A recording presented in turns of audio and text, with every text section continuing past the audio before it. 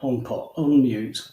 Hello, good evening and welcome to another Webster report on this, the 2nd of February 2025.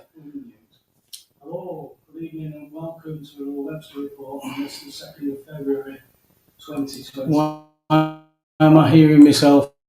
Hang on. That's sorted. Could hear myself for a second then. We always have these technical issues. I've got the stream going okay, but still can't get this stuff right. Anyway, again, welcome to the Webster report. We'll start locally. We spoke last week that the local council to me, Wigan Council, had a motion that was being brought forward about grooming gangs and rape gangs, and nobody wanted to really talk about it. So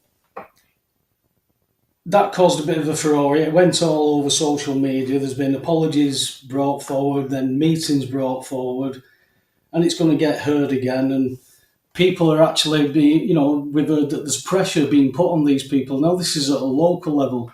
We're obviously talking a bit of an expansion here on what's going on in the world, but at our local level, these are where we need to be focused on what's going on. We might not be able to do anything at a regional level or a national level or certainly an international level, but we can certainly start talking at our level. Now, you've got people who, you tend to find that you've got friends who disagree with you on certain things, and sometimes they'll use bringing you down. They'll try and put you down and project on you and bring you down to elevate themselves, almost like attention seeking. It's a little bit sad because, especially people who you've spent time with and you've spoke with, maybe even opened your heart, told personal things to, and they get thrown back at you. We see it quite a bit. These are the personal challenges, things that touch on you that, let's say 10 years ago, might have devastated you, might have made you want to give up, stop doing what you're doing, stop talking about things. It's one of those, isn't it? But you've got to keep going and you've got to keep talking, because people tend to believe what they want to believe. And they can't open the mind or expand it. They're very closed in. Somebody might be worried about things. Somebody might be challenged themselves over a lot of different matters. Not just money. It could be family. It could be all kinds. Well, when you've been where I've been, where you've been told you've been wrong for 15 years, yet you only get called names, you only get people projecting on you, yet there's nothing in their lives to change your mind. They can't bring anything to the table. It's things like that you've just got to sit back and go, it is what it is. Where'd you go with that? Without further ado, Mr. Brocklehurst. It's happening. Oh, hang on. Because I'm that crap at this stuff, Alex. I didn't unmute you. Right.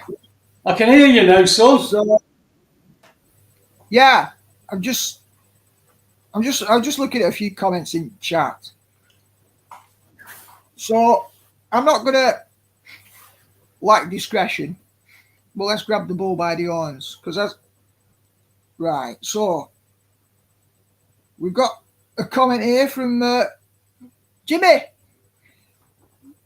Right. People can see it in the chat, right?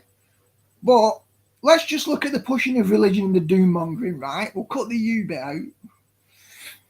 So alienation is something that we all experience in a variety of contexts, like you were just alluding to, Paul.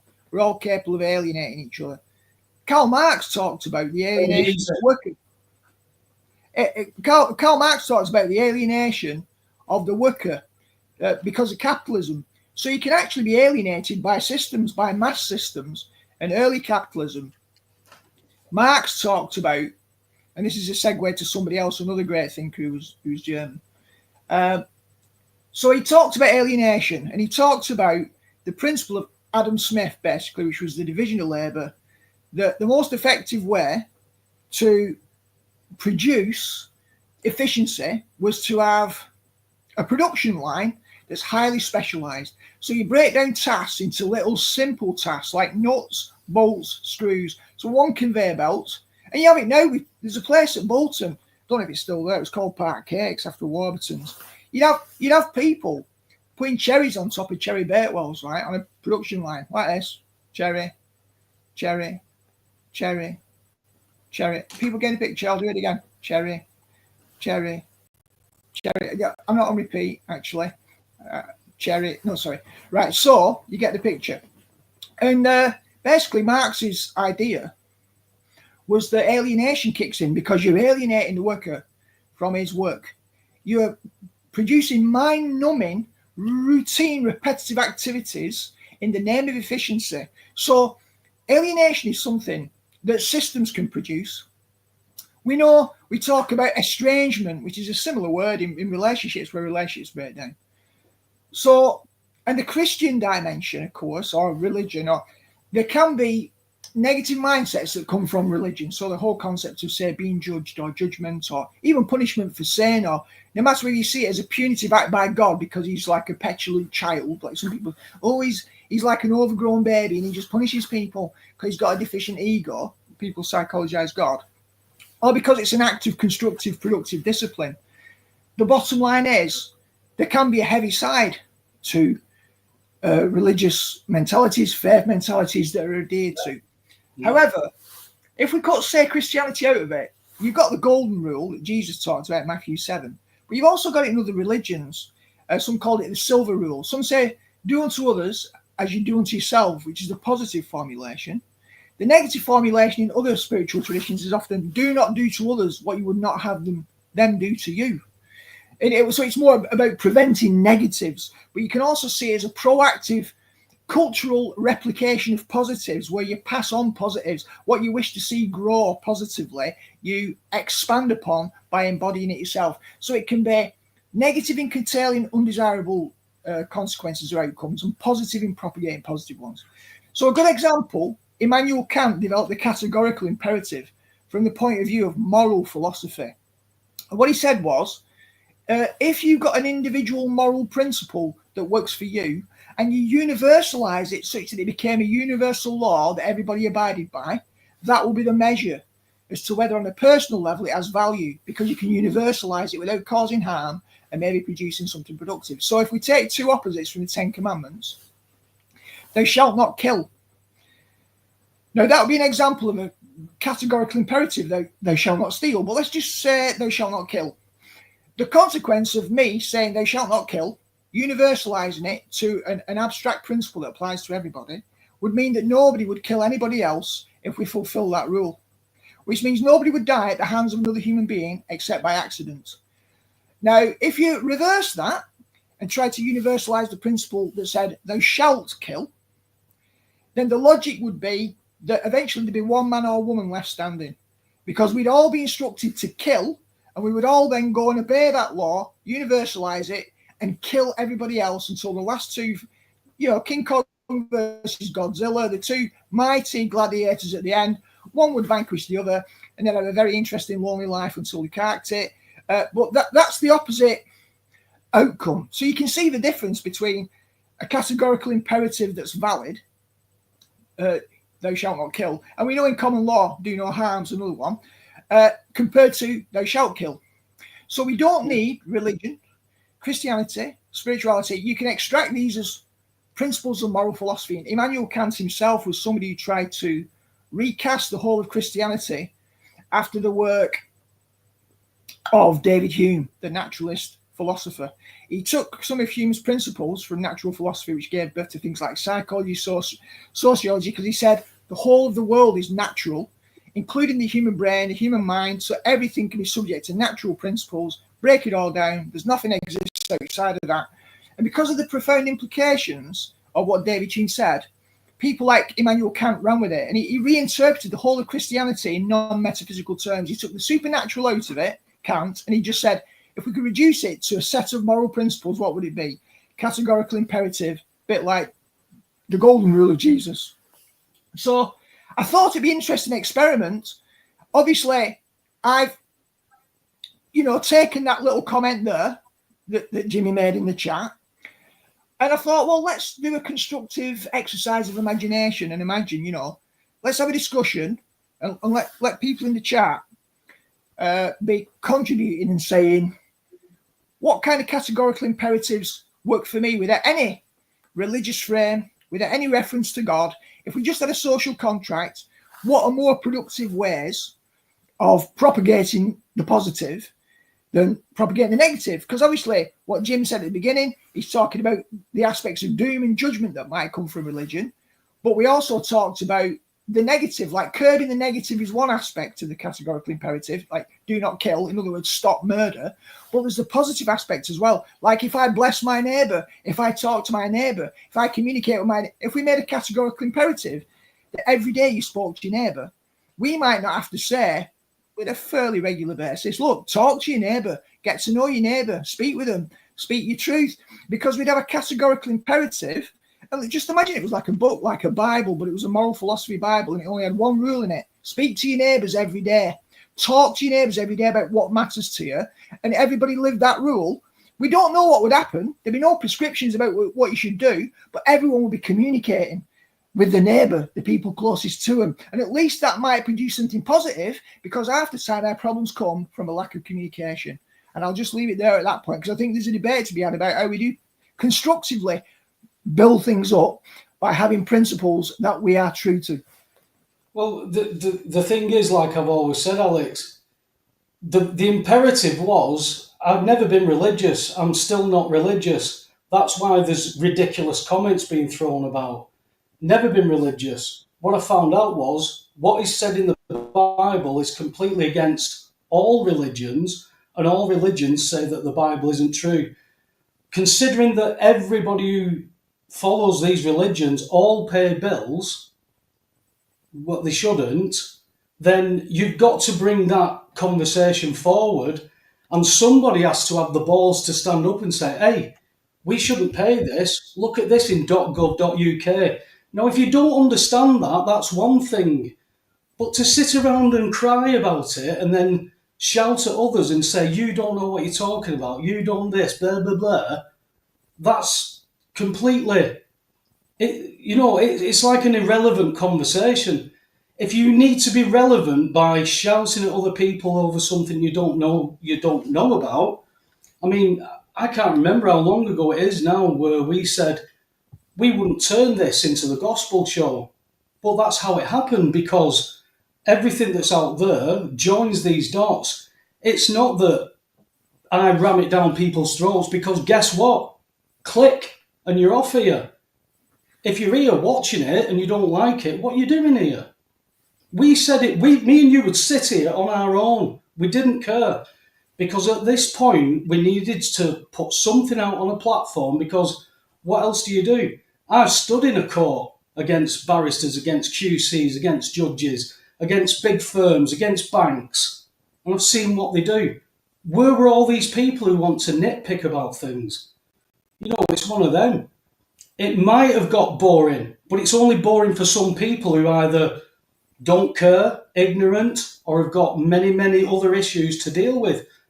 Deal with your issues. Don't watch what we're doing. It's that simple, mate. We don't force you to come and watch here.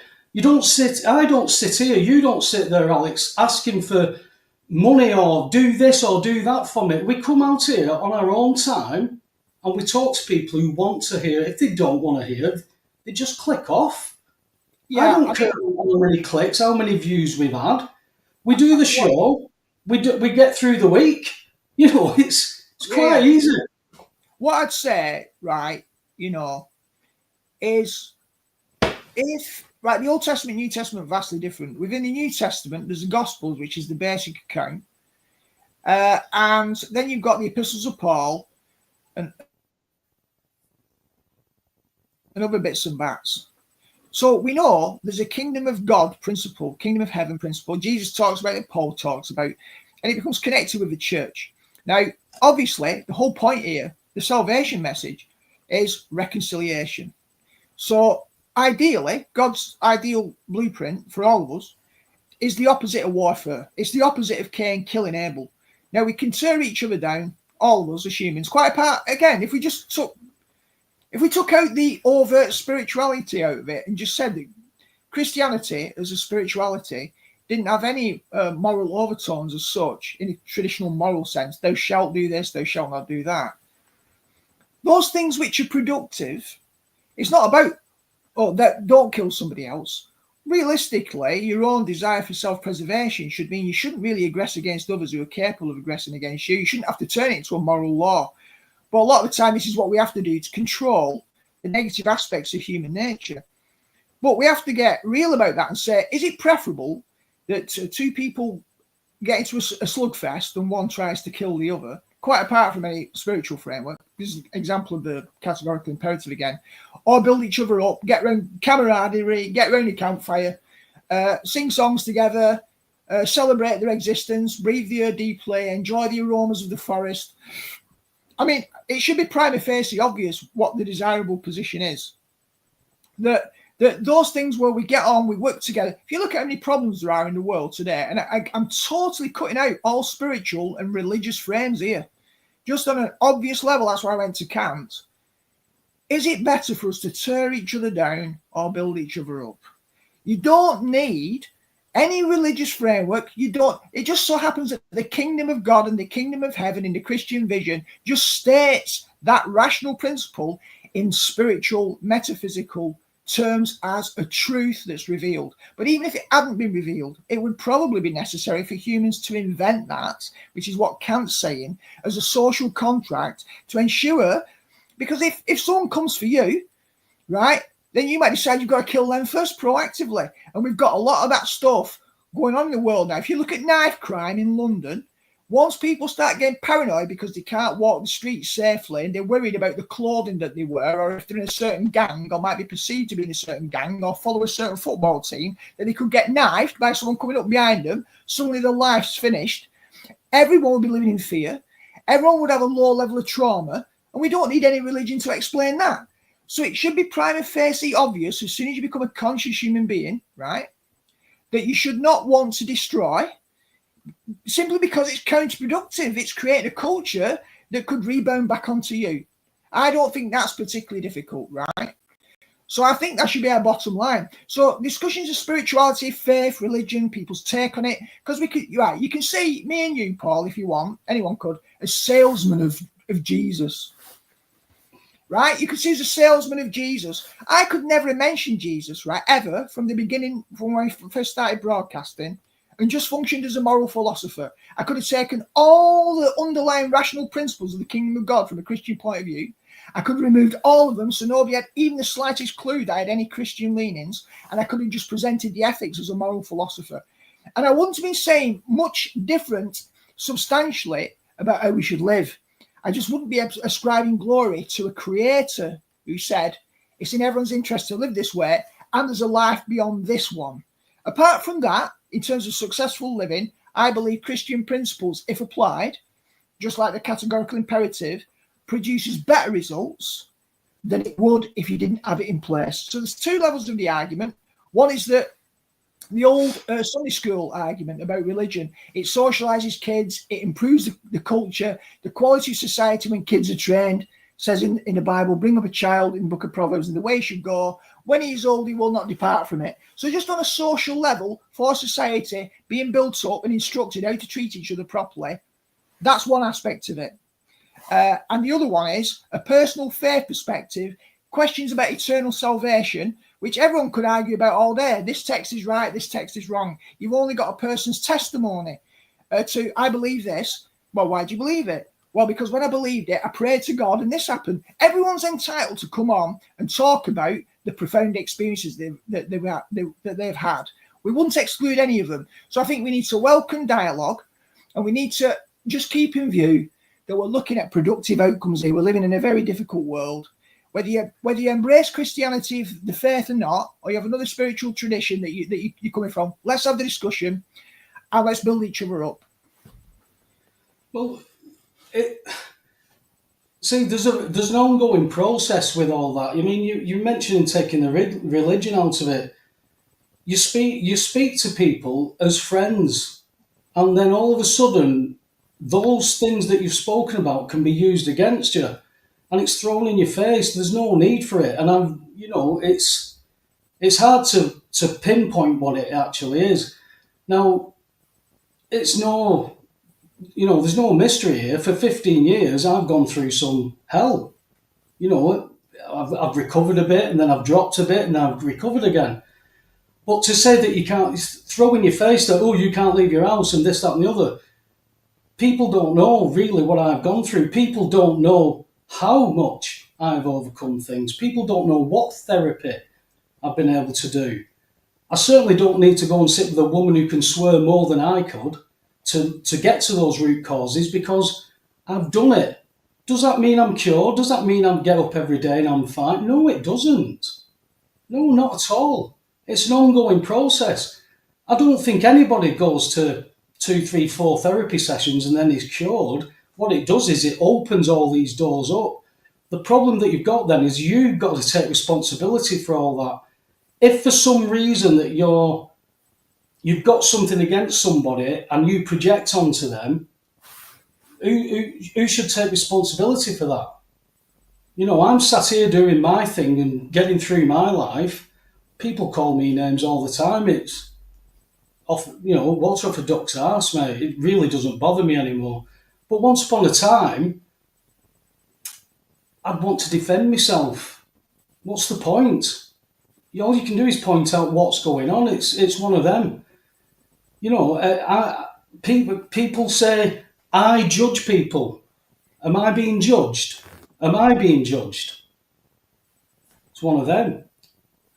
People ask me questions, people ask me my situation, people ask me my views. My view is, this is what I was taught. My mum told me to work hard, pay me bills. Everybody does that. It's the wrong thing to do in a debt-based economy.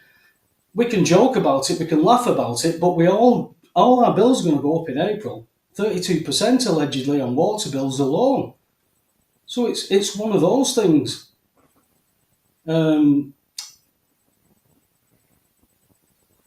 Right. I'm sorry, I'm just distracted because No, don't worry. Let me. I'm distracted on trying to follow two trains of thought here. If you are fractured, this is what the army does. They destroy the personality. They fracture it and they create a personality, so that when you've got that gun in your hand, you will not hesitate and pull that trigger, that personality. But that personality has no place in society. So that personality now has to find something to do when it comes back into that society. Now, when we talk about the spiritual aspect, Alex, that opens doors to not demon possession. I'm not talking about demon possession, but what I'm talking about, it opens doors. It's like when you're joining the Freemasons. You do the 3rd degree, and I've got family who've done that, but you do the 3rd degree. That is your declaration that you are walking the path of Luciferianism. There's no two ways about it. Now, that energy's got to go somewhere. Is there any demons involved in that? Well, possibly. There's fallen powers, there's this. But you want to scoff at that, you want to make fun of that. Okay, make fun of it. Don't like what we're talking about. Don't watch. It's so easy, mate. So easy. But like going back to me, 20 years ago, none of this was interesting. All the conspiracy stuff, not going to the moon, 9/11, all that was normal.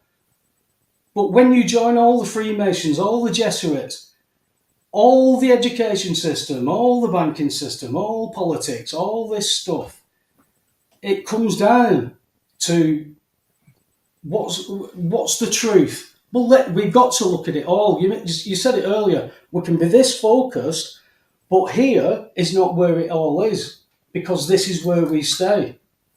The factor is, I went from standing in a courtroom telling people where they were wrong at, having armed police called on me, standing on landings with 100 prisoners, wanting to kill each other at times. Not a thing. But when I put all this together, yeah, it did shake me. It shook me right to my roots. But it's not about me projecting my trauma onto people. It's about me saying, have you looked at this? If you're not interested, don't look at it. If you're too scared, don't look at it. If you're too fragile, don't look at it. But don't come and ask me questions, and certainly don't come and call me names when you don't know what you're talking about. Right. So, well, look, we're having an interesting show. Let's stay with it. Right. So, speaking of actors and acting, do you remember Monty Python? I do. Remember at the start of The Life of Brian, there's that classic scene. Oh, have you, big nose? And it's at the Sermon on the Mount, right? And there's this line, because you can't hear him because they're a distance off, and he goes, "Blessed are the cheesemakers." Now, right now, but interestingly, I say that because of the comedic value. But that's obviously the only one that works with it. It's mishearing "Blessed are the peacemakers." And the Greeks, what have the Greeks got to do with it? Exactly. So we can still have a laugh, and sometimes you have to have a laugh, because I think there's a seriousness in look, talk about heaven and hell, eternal life and eternal damnation. I know some people don't believe in that in moral terms, but let's just say that's right. Then the stakes are pretty high. So you don't get pretty much more serious than that. I know Bill Shankly said, about football and life and death, it's bigger. And he thought, well, sorry, Bill, nice concept, but no, it's not. So, but blessed are the peacemakers, Matthew 5:9, for they shall be called either children of God or sons of God. I prefer sons of God. So, that's me doing a bit of Bible thumping there on Matthew 5:9. But I think what Jesus said about that, he blessed the peacemakers. And I think we've all got differences. We've all walked unique paths. We've all had it. Like, stuff happened to me as a kid, right? Which I'm not going to get into now. Yeah. Which would make your toes curl. The stuff I had to survive, it made your toes curl. But I'm here, and I've dealt with it to the best of my ability. And I'm trying to be a productive contributor because I see the distinction. I see, feel, and know what people are capable of doing to each other. I understand because I've been on the receiving end of the darkness in human hearts. Not everybody is an evil, child-murdering paedophile, but they don't have to be. They can create masses of trauma from an early age just through bullying and needling, sometimes born in a seeming childlike innocence. And those children who gang up often, they don't think about it when they go home. Meanwhile, that little kid that's been terrorized every day is in trauma. And maybe they're going to be on drugs and jump off a bridge when they're 37. And will anybody ever know? It's a bit like vaccines, isn't it? If you can't trace a direct timeline from the point of vaccination, rigorous testing, side effects, and possibly death, so that you monitor the process. It's like one day something happens, 35 years later they die of something. You can't prove a causative link to the vaccine. Everyone goes, oh, they're just another statistic.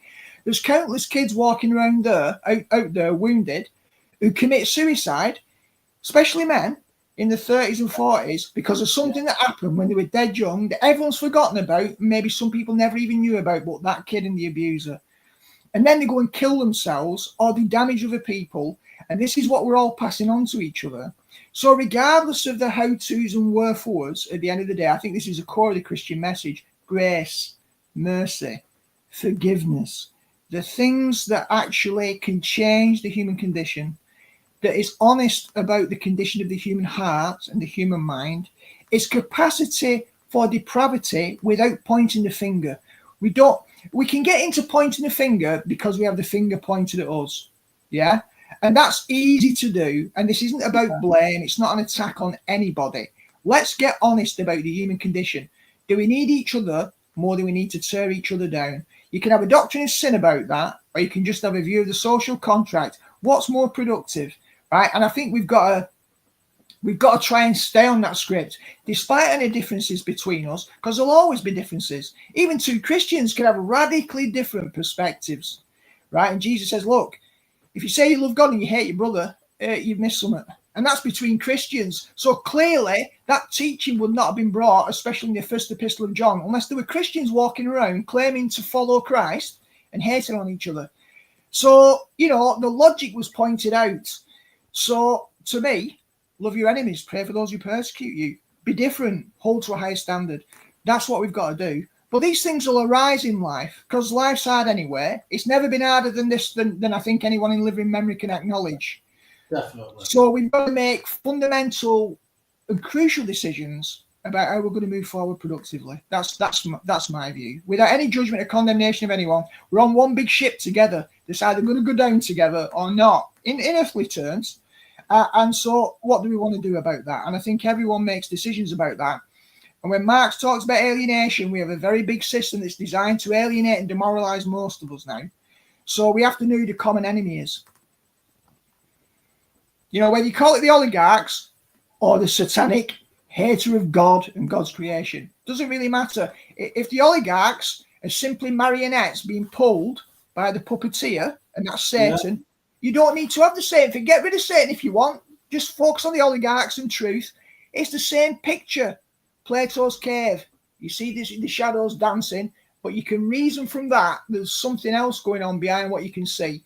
So if you don't want to explore what's going on behind what you can see, if you don't want to talk about the deep state, if you think it's all conspiracy theory, still use your eyes and see, look at the destructive and negative things that are happening and decide, do I want more of that or do I want less of it? And I'll shut up now because I've rabbited on for a while. Well, no, you're spot on. I mean, see, when it comes to my situation, Alex, people can point at me losing my house and saying, you've not got over your house. The house was an also-ran. It was the fact that my mum and dad's inheritance, what I got, what they worked so hard for, that they slaved to pay those bills and to pay that and to do this. For me to know that that was the wrong thing for them to do, how much better would my parents' life have been?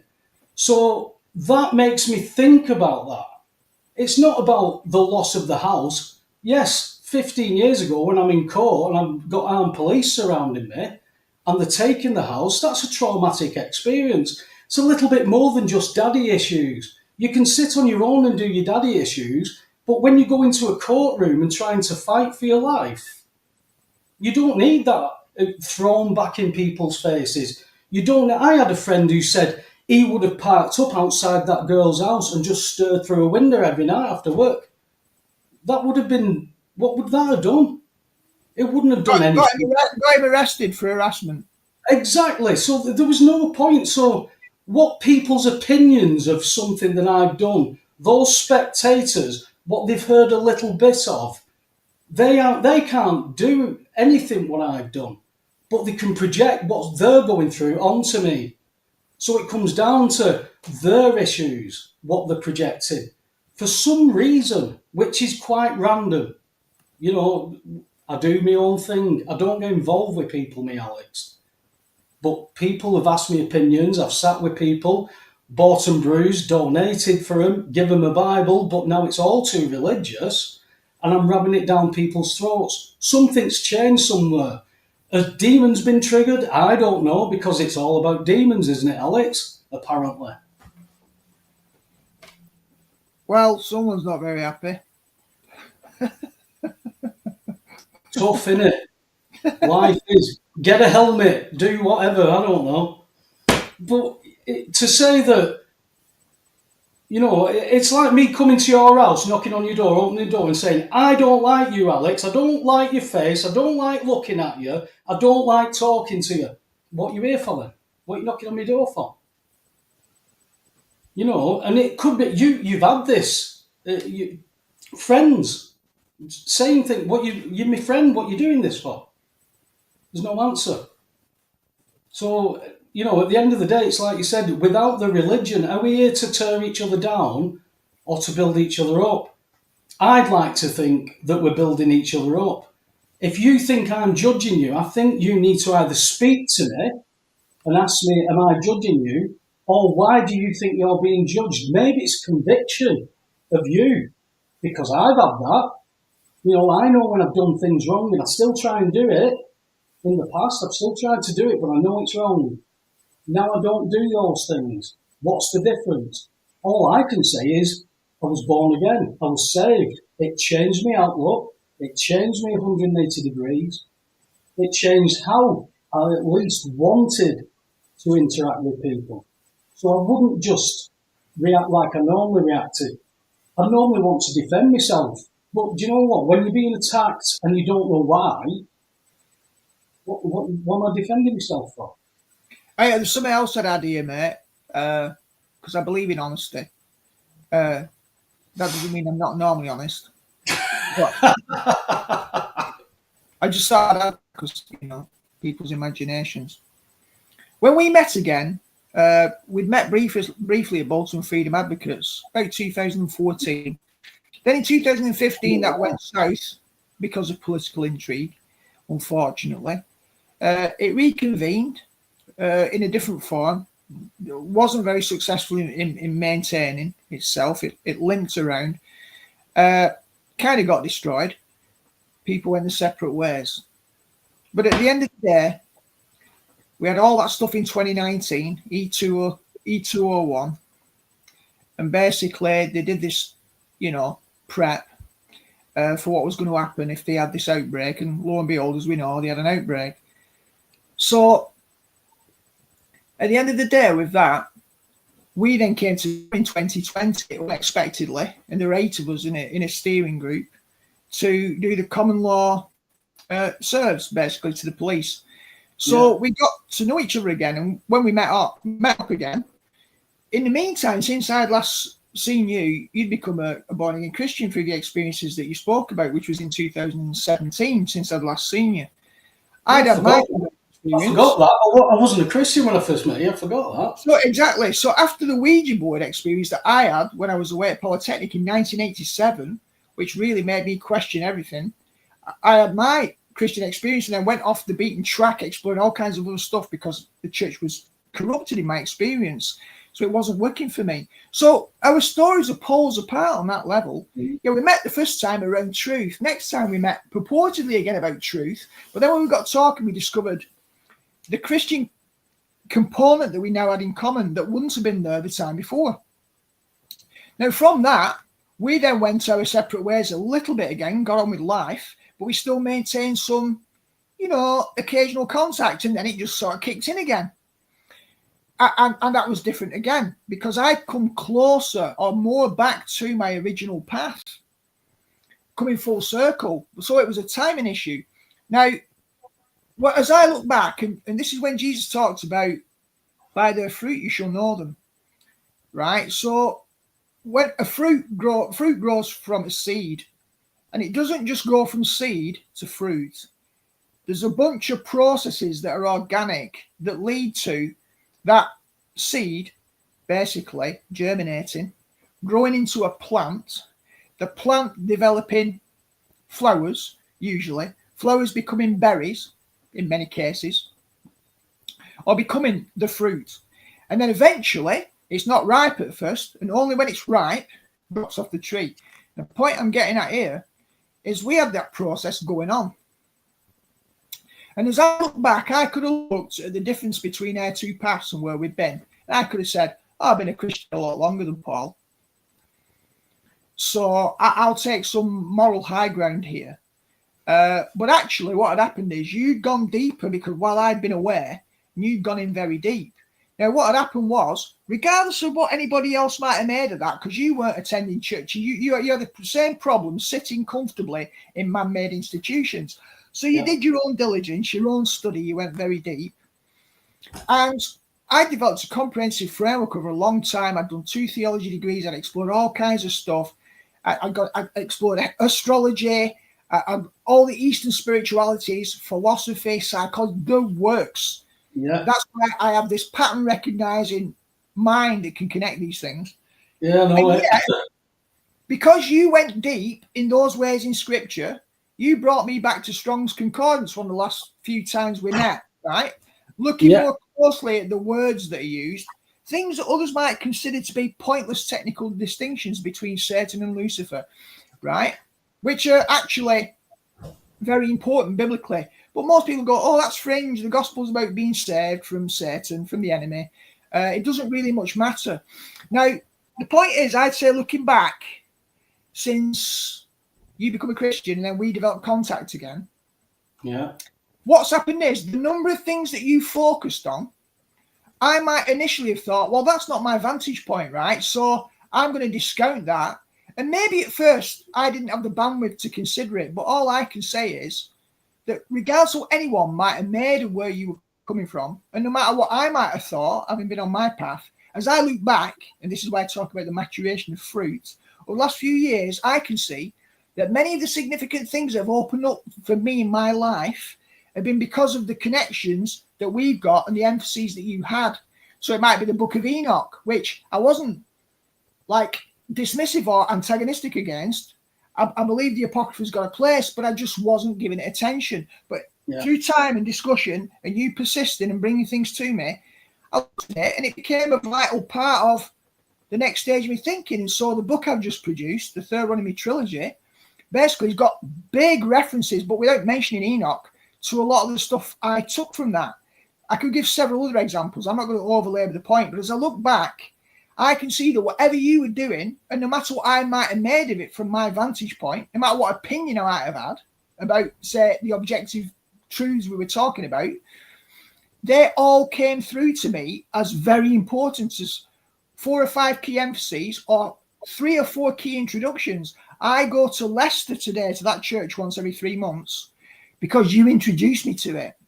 And you've not even known the last 2 or 3 times, but I've continued going. So fruit came from that. Maybe it isn't quite the right fit for you, but it is for me. There's a church up in Heysham. When you go up to Van, I've gone to that a couple of times. I'm thinking, well, there's a house group there that I really like. So I'm thinking, I might even decide to go to Heysham myself independently of Paul even. I mean, probably wouldn't be. We'd probably both go up. But my point is, when I look at that, I can only say, regardless of what mental frame I might have had or set of opinions about any opinion or belief that you expressed, even if it was superficially different initially, over time I've seen, no, that emphasis was sound. No, that emphasis was sound. No, that emphasis is important. No, that opportunity that arose was a healthy door for me. So I can only conclude in the end, no matter how far Paul, the human appearance, goes, whatever you're working with in your spiritual seeking and searching in your diligence in scripture has had several key significant points for me in my life.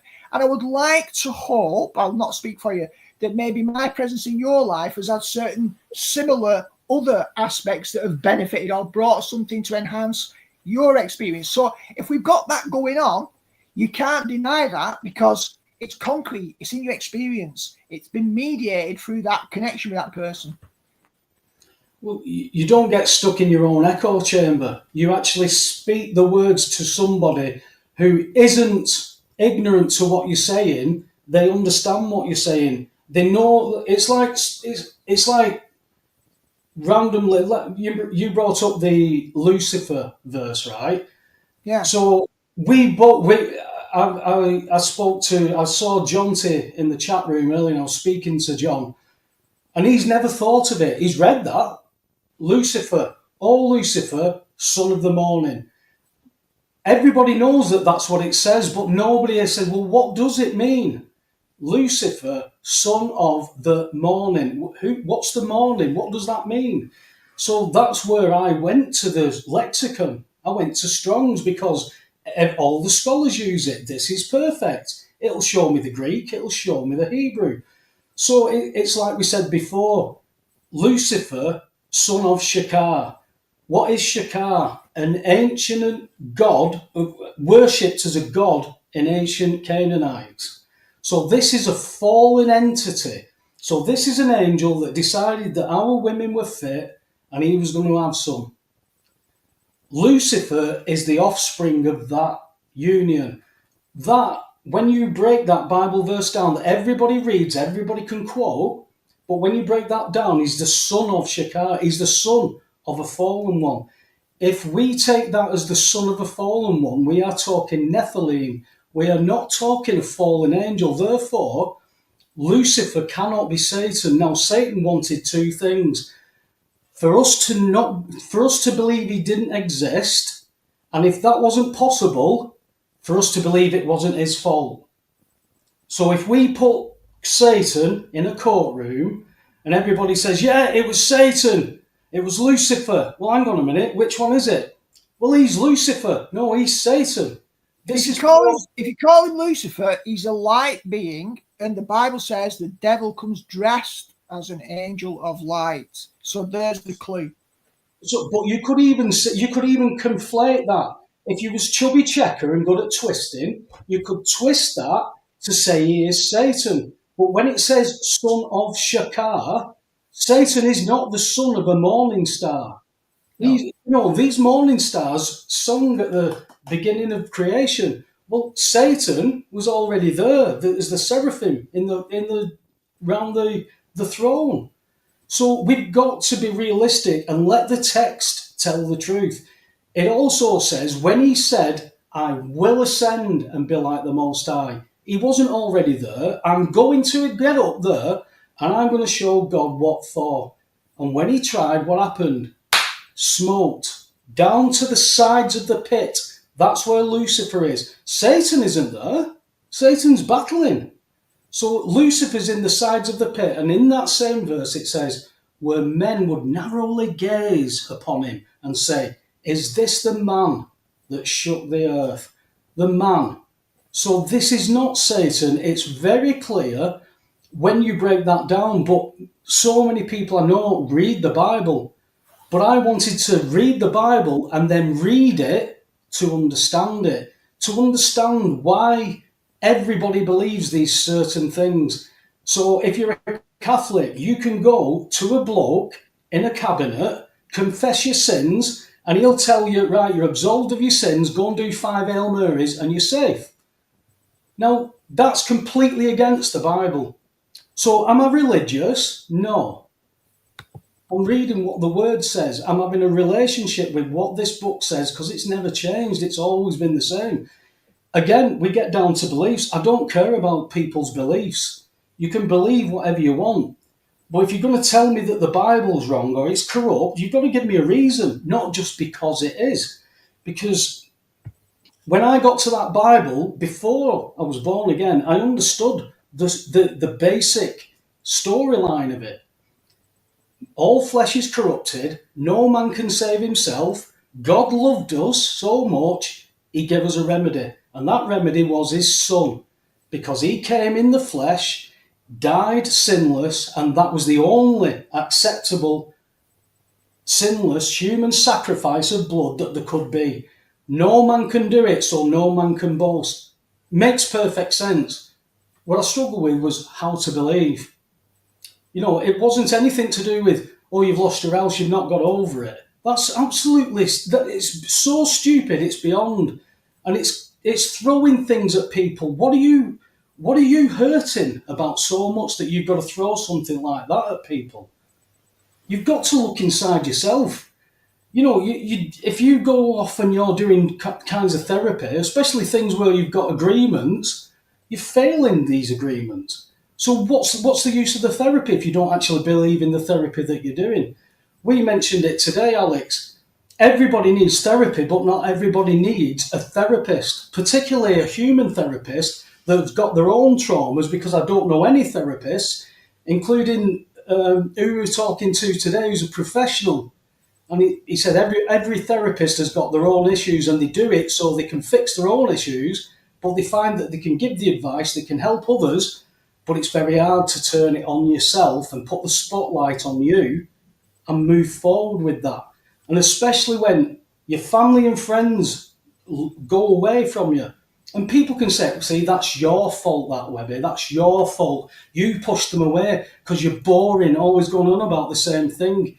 You're trying to wake people up. It's like saying, Alex, your house is on fire. Yeah, I'll just watch End of Coronation Street and then I'll have a look. No, it's burning, mate. Oh, it is getting a bit warm, but I'll just make it's stupidity. You can't play about with this stuff, and then to stamp your feet like a little child and shout at people. what's the point to that? If you don't like what's being spoken about, don't listen. There's obviously enough people. Look at the messages that we get, Alex. You get messages, I get messages, the show gets messages. People say, what Bible can I get with? Because I'm interested in this. I've been looking for so long. Yeah. But obviously I'm just ramming it down people's throats and making shit up, aren't I? It's do you know, you just can't get your head around it. You can't get your head around it. Yeah, no, I agree. And for me, I think we've all got to be straight about where we're coming from. You often describe me as Switzerland. I am a peacemaker. I want everyone on board who's got quality, right? I do.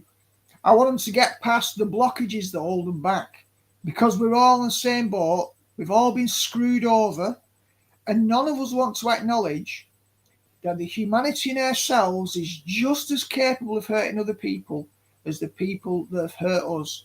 We're all very clear because of our own pain about the people who've hurt us, because we see it, we feel it, we know it, but we're not as comfortable with looking at how we might have harmed other people, even inadvertently. You can try and protect, for example, if you swerve to avoid a rabbit, you might kill a cat. There are certain things that are unavoidable in this life where there'll be unintended consequences as well. And even the most pristine of us are not going to be spared from pain and sorrow, accidents, unforeseen things that you could never have imagined. There's always pain potentially just around the corner.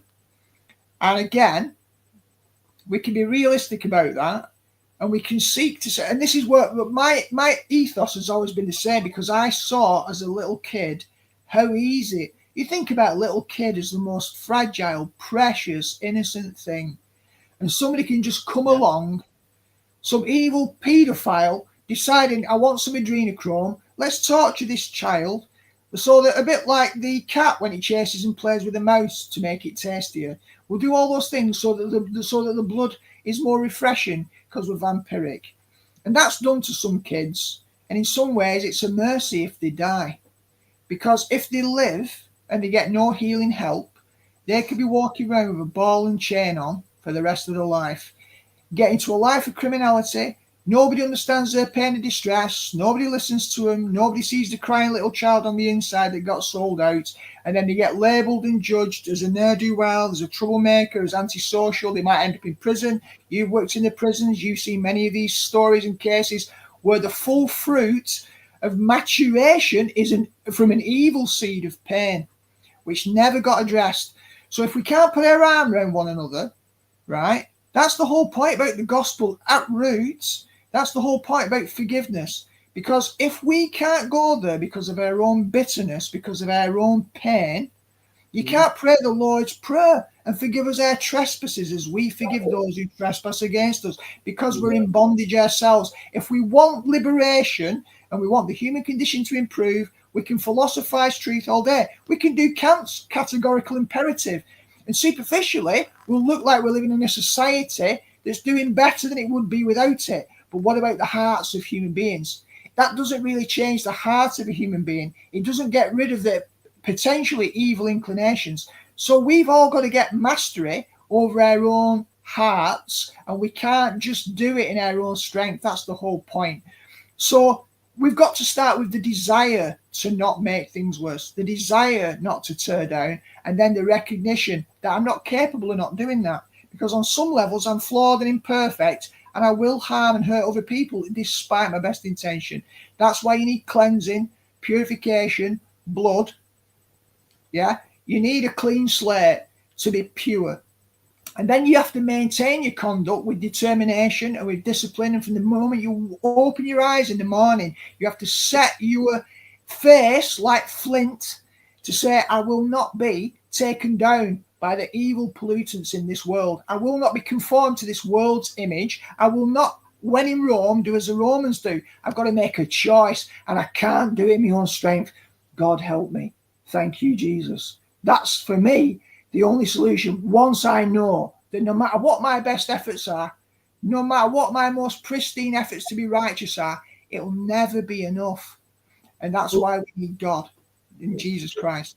That's my point, Alex. For 2/3 of my life, it was all what I'd always been taught. There was nothing challenging what I'd been taught. And when it came to that ridiculous point where, what do you mean? You know, I remember saying to me mate, "What do you mean I shouldn't pay my bills? Why would you say that? Everybody pays bills." Explain to me. I didn't call him names because I knew he was an intellectual lad. I knew he read stuff, and I said, "Explain to me." And he said, "Have you heard of the Bills of Exchange Act?" I went, "Yes." He said, "Well, this is a debt-based economy." I said, "Yes." He said, "You're a creditor." I said, "Yes." He said, "Well, why do you act as a debtor?" I said, "What do you mean?" He said, "Debtors pay bills, creditors set off." And I went, "Well, what am I meant to do?" And then he showed me a bill with a gyro attached to it. He explained what the trans cash meant. It means there's cash in transit. You don't add anything to it. I went, "Well, my mum said you sign that and then put the money to it. It's a paying in slip." He said, "If it's got trans cash on, you don't need to put money to it." That's how simple this is.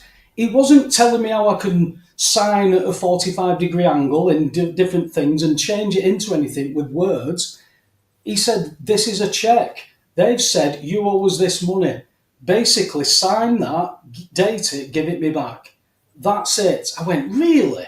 He said, "Yeah." I went, "Well, who sends that?" And he says, "HMRC send it." And I said, "Why?" He said, "Because they've spent your money that they've taken in taxes.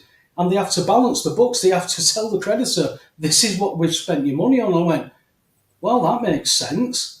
And he says, "You decide to pay, so they can't balance the books. So they have to make the bills go up to try and balance the books that they can't balance. And it's your fault." And I went, "Then why don't people know this?" And he shrugged his shoulders. He said, "Plausible deniability, Paul." He says, "It's written down, .gov.uk. There's no reason why you shouldn't know it, but they're not going to tell you." So I went boldly into the courtroom. I had the court tell me what I had. He's got a remedy, but nobody would accept it unless I go and sue a multi-billion-pound firm. That's quite daunting when you've had armed police called on you and you're fighting for your house. It's not about saving property. It was about justice. It was about getting it right. And all of a sudden, all I could see was everybody participated in injustice, because what you were talking about, without religion being involved, everybody came, pointed the finger at me, said I was wrong, I deserved to lose this, I deserved that, I should have sold it and started again, I wouldn't have gone through all that. To have that thrown back in your face, Alex, when you've done the therapy, when you've sat there and worked through it all, and then say, "Yeah, but you're not over it because you're talking about it." Well, I'm sorry, would you not tell people who are now saying, "I can't afford this, I can't pay my bills, my mortgage has gone up"? Tell them. Should I not tell them, Alex? Should I not say, "Well, we shouldn't have been doing this all along. What shall we do about it"? yeah, well, I We're in mean, that position now. another way, I think, you're quite right in making a case the way you just did, and there's another way to look at it as well, which is that in the law of correspondences from the esoteric traditions from Hermes Trismegistus, it's similar to our Father, which art in heaven, hallowed be thy name. Thy kingdom come, thy will be done on earth as it is in heaven. So with Hermes, it's as above, so below. It's law of correspondences, yeah? As within, so without.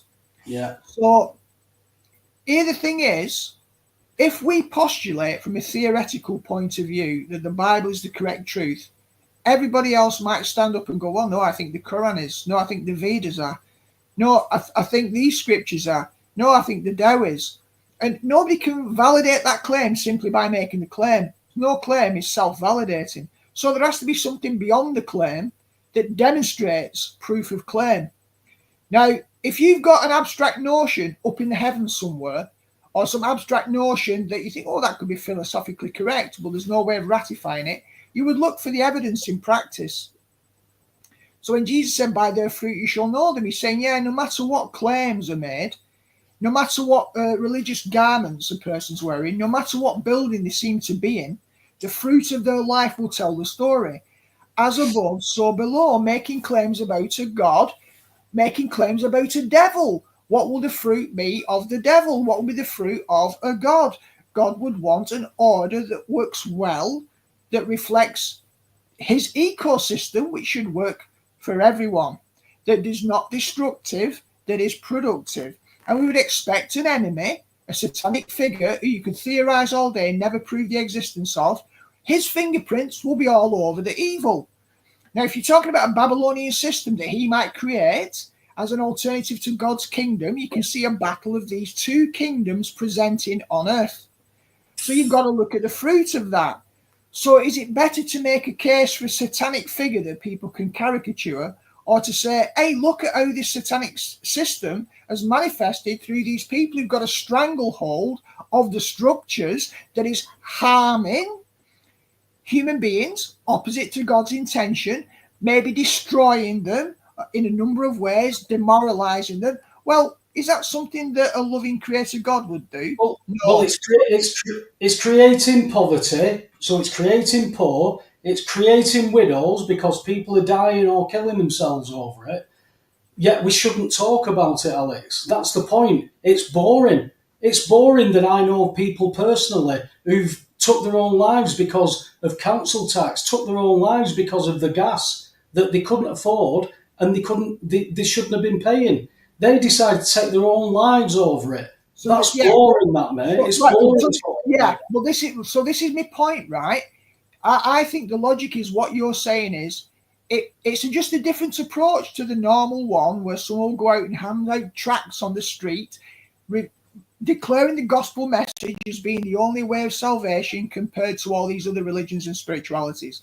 So basically, you're just taking a different approach. You're saying, well, let's look at the fruit of these systems.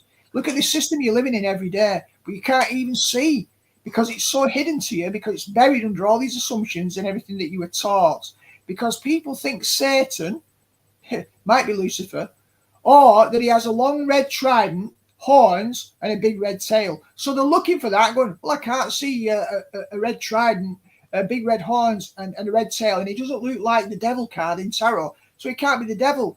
Yeah, well, what about everyone being swindled and paying for something they shouldn't be paying for? So what you're trying to do is illustrate the works of the devil in concrete terms so that people can see that and making the case, look, you might not think that's relevant. And from a religious point of view, you'll not hear about that in church. But what about the people who are not living in church, not living for Sunday, not hearing stories about a caricature figure in spiritual warfare, which is so abstract it makes no sense? You're saying, yeah, but it's concrete. Jesus said, by their fruit you shall know them. There's talk in the Bible about a Babylonian system that's trying to destroy us, and there's going to be a big battle at the end.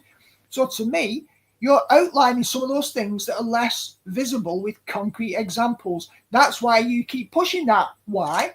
Because people are almost immune to seeing it. And that, if deception is anything to talk about, and one of Satan's key methods is deception, then we should expect deception to delude people, meaning that they don't see what's plain as the nose on their face. So you're making a nose on their face like a Rudolph nose and saying, can you see it yet?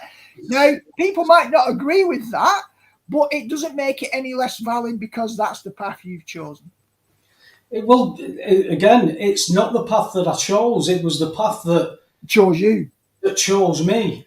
And the factor is, do I just stay quiet about that? Do I go to Tibet and live with the monks? Do I just go and get another job and just carry on doing everything? Or do I fight? Well, I fought, but nobody wanted to stand with me because it didn't affect them. You know, called me Martin Niemöller. Nobody was interested, but now it's affecting them. Now people want to do something. And they're all, as we said before, they're using stuff 10 years ago. We knew 10, 15 years ago didn't work. And now because people are jumping on, they're being fed the same rubbish. I have no contract. I'm a man. There's no point in all that because you've got to understand that this is all based on a presumption of jurisdiction. You've got to challenge that jurisdiction. You've got to drag them out of it. It could be rectifying the trust over the birth certificate. How do we do that? somebody come and show us, somebody do it. How do you change not just a joint gyro, sign and date, but how do you change a debt instrument into something? If you know how to do that, come and tell us. Yeah. Show us how you did it. Show us what Yeah. you've done, and show us how you live by that.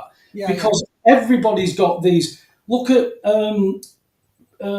David Ward, right? David Ward's paperwork was spot on. He was right with everything, but they ruined him. They took everything off him. They made an example out of the fella. Why? Because they knew how dangerous putting liens on these companies would be. Yeah. So, but he stood there. He stood alone. But he stood there and he did what he did. It come back on him. And it's easy to point the finger and say, "Hey, you lost everything." Where's your balls? Where are your balls? What have you stood up for? You know, it makes you sick that people can sit at home and point fingers at people and then blame you, saying that you're doing that. You're judging people. Do you know what? You have a right to judge people by certain things, Alex. If you're ignorant to some information and you're arguing about it, that's one thing. But when you presented the new information, if the information does actually challenge what you believe, then can you be humble enough to accept? Well, Can you be humble enough to accept this is new information? I'm going to have to process this. Or are you going to dig in and go, no, you're wrong? Why? Because you are. That's boring. Yeah. That's boring, apparently. I can't live like that. I can't live like a bloody mundane idiot, knowing things, whether I can do anything about it or not. The fact is, I speak to my neighbours.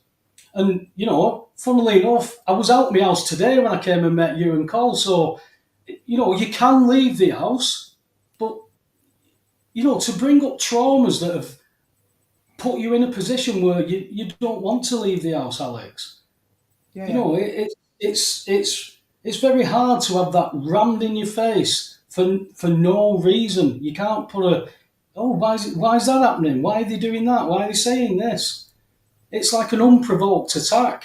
And we're talking without the religion, why are you wanting to tear me down when I've had to build myself up? That goes against any therapy that I've ever known people take. They don't tell you to go out and judge people and point the finger. Yet, apparently, I'm going out judging people and telling them that ramming religion down the throat. Not religious. Never been religious. Well, so you can't have it all your own way. You cake and eat it. Well, I'll just say here, absolutely. We've been on an hour and 11 minutes. I know there's talk about G coming on. I'm open. G can't make it. He's got these. Well, put kids to bed, but maybe. But the thing is, we've got Taylor for come on. I need to get off at 10 strictly, so I can get myself up, ready to leave at 6 o'clock. I'm going up to Sedborough for a bit of early morning photography with my friend Colin. Got a bit of an overnight stay, so it's a bit of a whistle stop tour, trying to get the sunrise up at the Ribble Viaduct. It's a Ribble Aqueduct, I think. So we're going to go on the roads towards Clitheroe. Bit of an early morning road trip. So do you reckon maybe we should get Taylor on for about 25, 30 minutes and then just see where we're up to? And then if there is a chance and G does get a chance after the kids being put to bed, can come on for a few minutes. And if not, we'll tie it all up by 10. Yeah, well, I've emailed him. He says he's ready. So he's there. Are you there, Taylor? You're muted. Yeah, I'm here. So, welcome, sir. Welcome. Yeah. How's everyone doing today? We're all good. We're all good. Nice.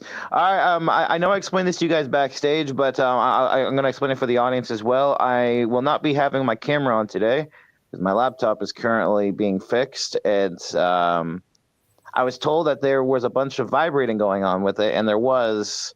I don't know exactly what the problem is, whether it's my fan or something else, but it's being worked on at the shop right now. I should be getting a call later today on the status of it to see what they can do and how much it will cost to fix it. But for right now, this is I'm going to be using my phone, so no camera. No worries. So, we set you a little bit of a task last week. Obviously, you can't show us slides and stuff like that, but you promised us you've got these bullet points and you're going to give us some really good information, not just tell us to watch videos. And we're putting our trust in you here. Yes. Good man. So, okay, so first, let's talk about exactly what's been happening over the last couple weeks since Trump 47 has started. So, first of all, he signed. I'm sure you already know. He signed many executive orders. I honestly don't know how many. It's been so many that I lost count. Yeah. There's been among them. First of all, he has signed an executive order saying that there is only two genders, male and female, and I'm sure that's already a big boost right there because. Well, I'm shocked by that, Taylor. I'm shocked by that announcement. I'm not. I'm not shocked. I knew this was going to happen because it was already being built up. During the last couple of years, they had already passed the Supreme Court with the Q, already passed a bill saying that universities cannot discriminate based off of gender or ethnicity. So now they started doing a merit-based admissions. And if you look at the number of admissions over the last year or so, the number of white students, Caucasian students, have gone up significantly compared to before, where people instead colleges were being encouraged to discriminate against white people because they were quote unquote not diverse enough. So there's that. Secondly, because because of this executive order he signed saying there's only two genders, that means that the whole thing about the the different bathrooms thing that's being worked on too. The allowing females to go in men's restrooms and vice versa. That whole thing is being shut down as well. So that's a big one. Now, the next big order of business, which has been going on the last couple of weeks, is the whole thing with the immigration. So we've already gotten news that that thousands of immigrants have already been forcefully deported via helicopter and planes, which is interesting because it's been hyped up over these last few years, ever since quote unquote Biden stepped into office, that we've been getting millions and millions and millions and millions of illegal immigrants. Now, I've done a lot of studying on the immigration issue. Yeah. And what my conclusion that I've come to is that a lot of the immigration hype over the last few years has been overhype, if that makes sense. Not that there isn't a lot of illegal immigrants here, but rather that the sheer number of them that have showed up in the last 4 years has been overly hyped up. A lot of these people that have come here came here during the Obama years when he opened the floodgates to everyone to come over in the name of diversity and multiculturalism. And if you want to see evidence of that, look at any video you can find of people of illegals crossing the border, whether it be from Mexico or Canada. You only see maybe a couple hundred people at a time. You never see like millions and millions and thousands and thousands. And you could say, "Oh, that's just one video. It doesn't mean anything." Well, they started flying them in, haven't they? Because they're even saying now there's only hundreds coming over the border because they were already starting to fly them in right up till Trump won. Yeah. Well, it's it's the same thing there. You look at the flight logs coming from let's say, I don't know, Cambodia or Colombia or Mexico, etc. It still adds up to the same thing. And I should also mention something interesting as well regarding the illegals. And Trump said that they'll be being sent to Gitmo. Yeah, I'm sure you heard that, correct? Yeah. Well, there's a multifacet to this one. First, obviously, is the optics of, we're sending them to Gitmo. But there's a lot more to it than just that. Because first of all, Gitmo is not the only high security prison like it. There's plenty of others. And second, it's bringing attention. I forget what her name is. The lady that said that she was working at Gitmo for 17 years. I forget her name. If you know, go ahead and tell me. But yeah, there's been a lot of talk about Gitmo lately, and anyone who studies these things know that isn't just coincidence. It's like Trump gets optically into office, and now all of a sudden we start hearing about Gitmo again. Is it really just a coincidence? Not to mention, as you know, all the 17s that are getting thrown around. 17 being Q being the 17th letter of the alphabet, has been thrown around so often these last couple of years. It's unbelievable, and it's not just coincidence. It's well beyond it being a coincidence. But anyway, my point is about the Gitmo thing, is that they're trying to hype us up with Gitmo so that way that we can be ready for when the optical arrests come for all the big boys. You know, your Tony Fauci's, your Obamas, your Clintons, your Bushes, etc., your Bill Gates, etc., etc., etc. That has to be coming on later, and I'll get to that in a bit when I get to things that we should expect to see in the long term going forward. But I'll start with the short term. So the short term, we're waiting for Kash Patel and RFK to get elected into office, because we need them in order to really get things going. Right now, they're working on the immigration problem. But once those two get into office, we'll see a lot more being done on the other ends as well. You know Kash Patel, correct? I do.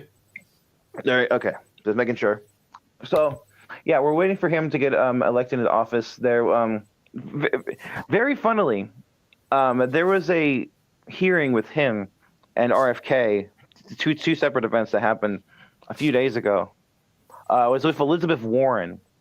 She was talking to RFK, and I'm not sure if you saw that hearing, but it was absolutely hilarious for multiple reasons. Have you seen it? I don't think so. Okay, so Elizabeth Warren, I'm sure you know who she is, correct?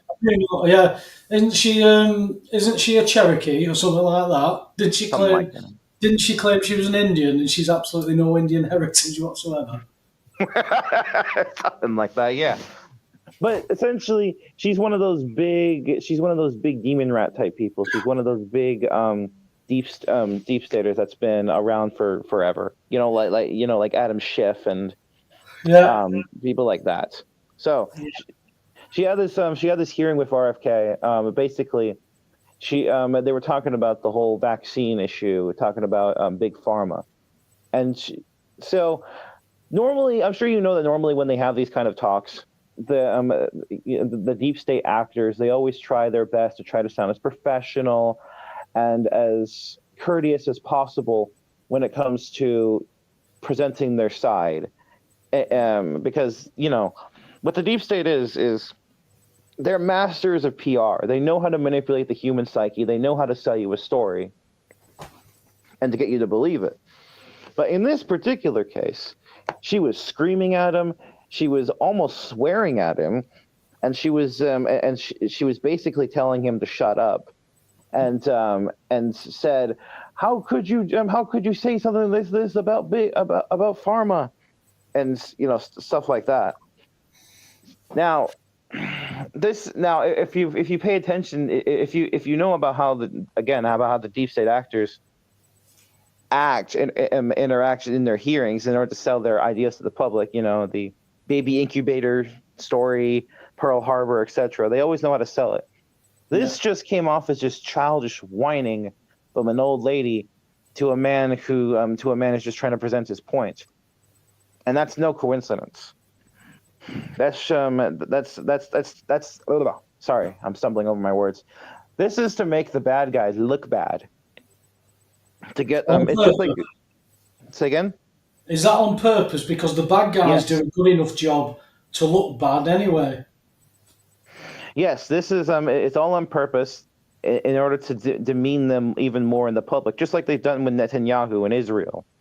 All of this stuff over there with Gaza and Hamas has all been for the purpose of weakening the image of Israel, the public image, because you know how it is, how people love their Netanyahu, they love Israel because they're our best friends. They're the only democracy in the Middle East, etc.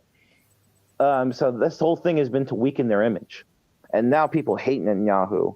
He's absolutely hated it so much that there are, I don't know how the exact number of countries, but there are dozens of countries that if he sets foot in, he's getting arrested. Now, and I'm not just talking about Middle Eastern countries either.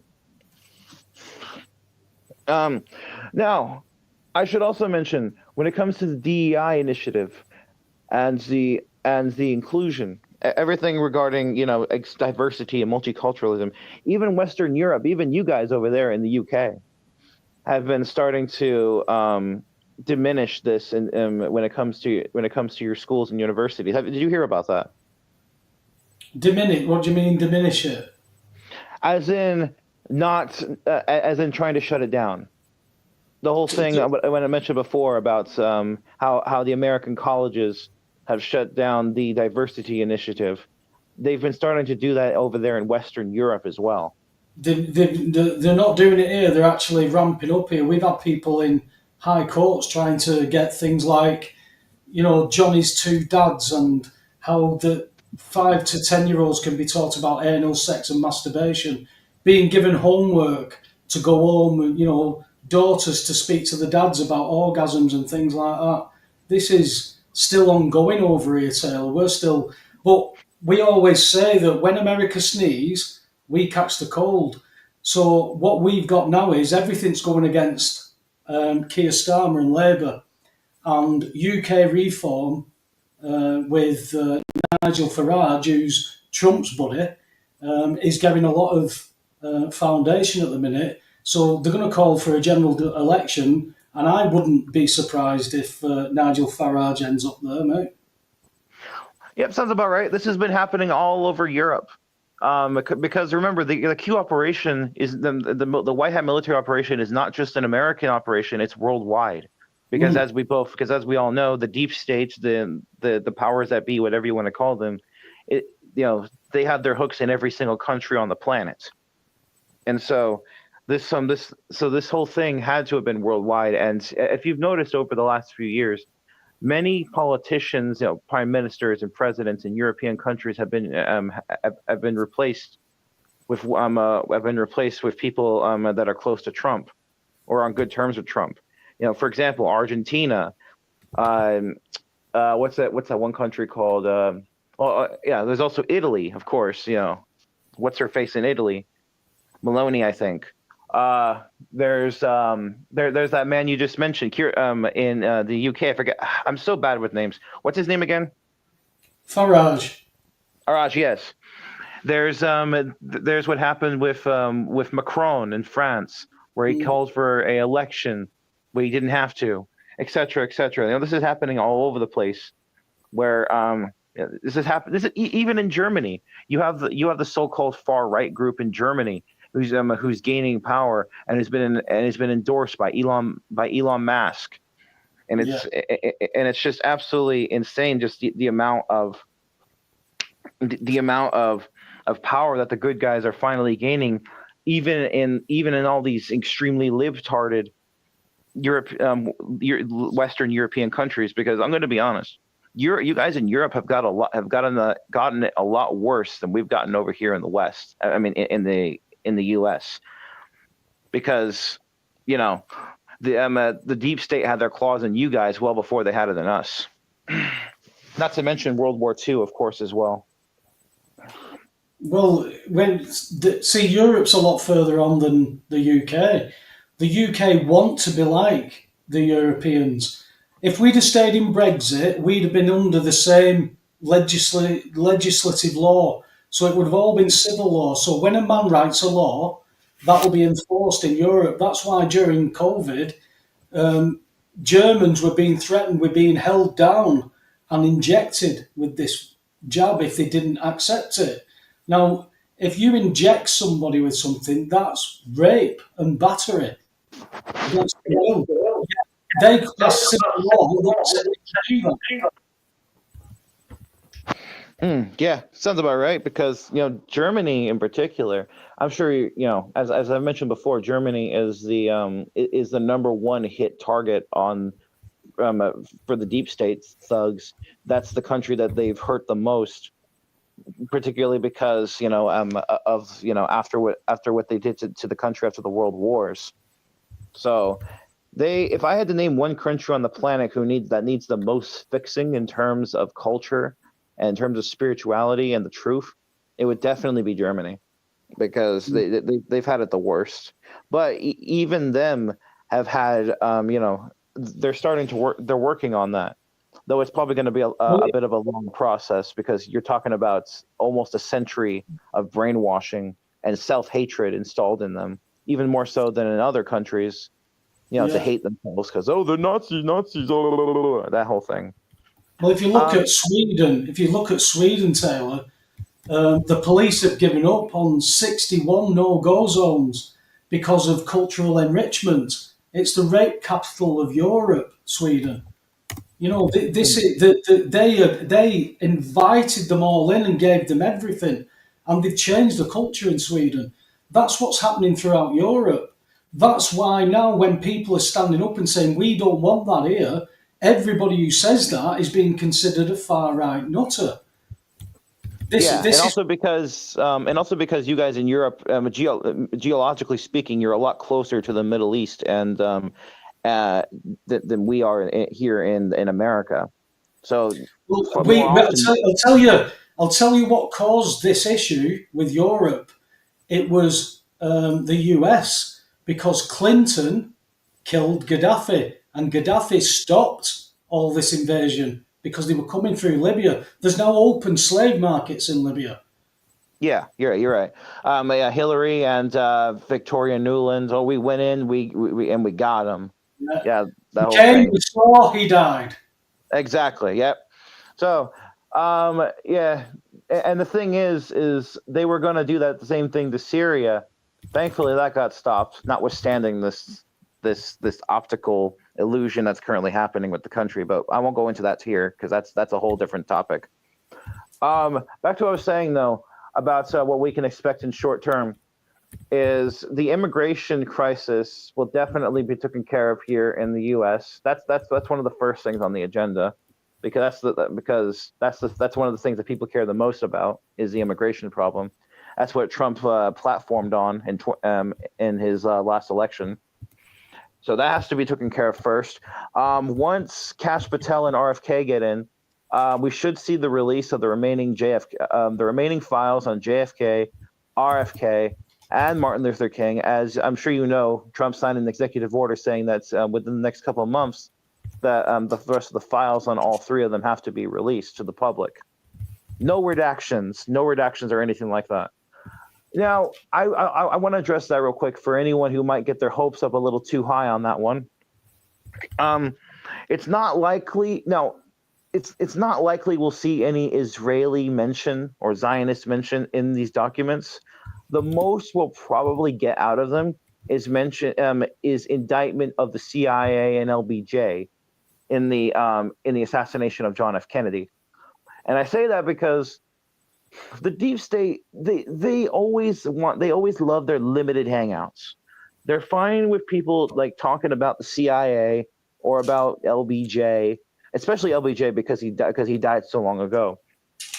And they use them as their little proxies. So whenever a so-called conspiracy theory creeps up too much, they're willing to let something like that go. Like, say, for example, Oliver Stone's JFK movie.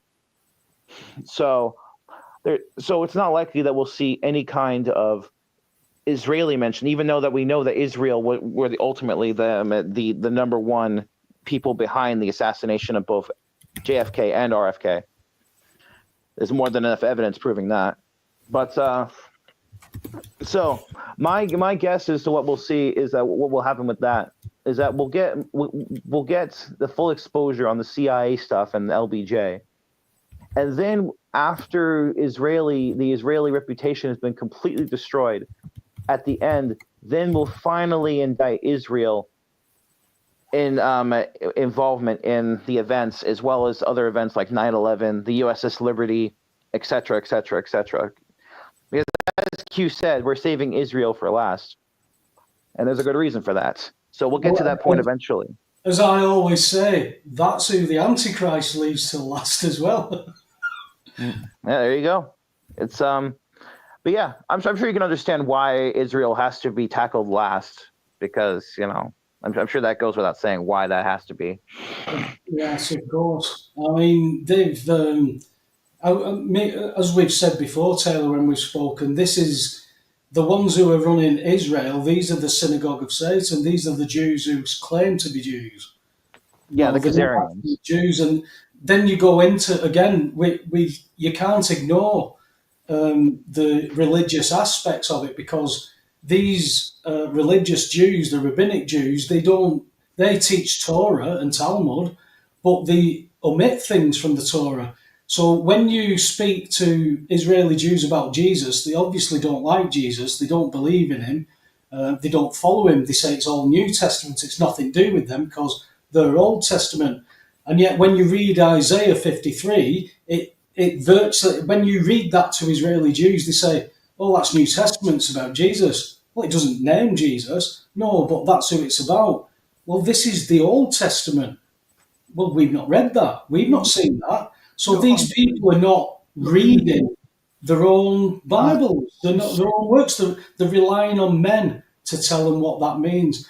And you can see, Taylor, just what problem we've got when we rely on men. I always said to you about the stuff you're talking about. I know that you don't make this stuff up, Taylor, but I said about pulling back, take all this information in, but start to expand on the information and let's see how this plays out, because I know that there's no man that's going to be a saviour to us, but it will appear that way. And there's a real danger of a false Christianity being birthed. When Trump has Kenneth Copeland on stage, you can't get further away from Christianity than Kenneth Copeland. So you've got to weigh these things up. You've got to see, you've got to see what happens and see what it says. But to not listen to your information would be detrimental to people, because you need to know all the information and discern it for yourself. Yeah. Now I like to go off. Now I don't like to pick people with their word. I like to go off of actions, and as well as what's the word I'm looking for? As well as pattern recognition. Because at the end of the day, that's really what proves a person's worth, is their actions and the patterns that they set. And unlike every other deep state actor or globalist or Zionist, Trump has proven that he's not one of them, and he's done so many things for us and sacrificed so much for us. And he's just the tip of the spear, as I mentioned before. He's not the one that's single-handedly doing this. This is a military operation with an over 60,000 man army, as was reported in the News Nation or whatever it's called article a few years ago. This is a military effort that's worldwide, that has over 60,000 people in it that are capable of acting, replacing people, seizing their assets, etc., etc. So this is a military operation, not just some guy coming in and saying that he's the savior. And we've always, it's something that people don't seem to know, is that we've always had these good guys in the military who have been trying to look out for us. Even I'll go back. I'll give an example of that. Let's go back to World War II. The Venona intercepts, if anyone's ever heard of that, good. But the Venona intercepts were the Army Signal Corps, the prelude to the NSA, were tracking the communications between Roosevelt and Churchill and Stalin, and were able to gather proof that the Roosevelt administration was full of communists and was working to achieve a new world order. Now the thing is that and this information was given to Joseph McCarthy for his hearings, and that's why Joe McCarthy had so much information in the early 50s. am able to name all these communists. But the thing is that these people is that the good guys in the NSA, and because that's where the good military people are. They can't act on this information themselves because it's all illegally obtained without a warrant. And when it's obtained without a warrant, you can't do anything with it. It's not admissible in a court of law, or at least not in a civilian court of law. Now, a military court of law, it is, and those are two distinctly different things. So, anyway, so we've always had these guys working with us. Another example: after the USS Liberty incident in 1967, a few months later, in 1968, an Israeli sub was taken out. Very interestingly enough, and conveniently enough, in the same area that the USS Liberty was struck. Coincidence? You tell me. But this started the whole thing that happened between with taking out submarines in 1968 and into 1969. A Soviet sub was sunk, a U.S. submarine was sunk, except French one, etc.